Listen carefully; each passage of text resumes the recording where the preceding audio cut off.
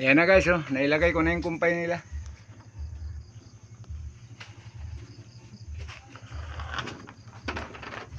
Hindi ko na inilalabas to guys, baka kasi biglang mga anak andito na siya sa loob.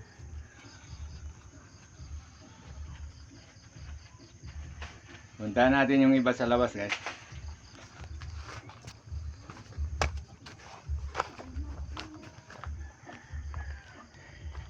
Eto rin oh. Mga nganakay na to, mga nganak na rin to, malapit na to.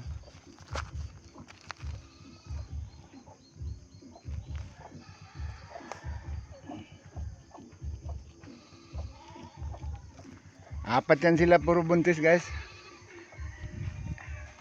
Ito pa yung isa oh.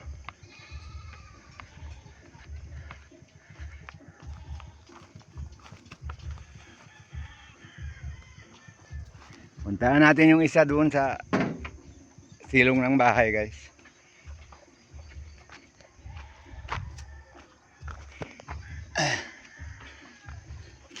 Dali natin yung kumpay niya.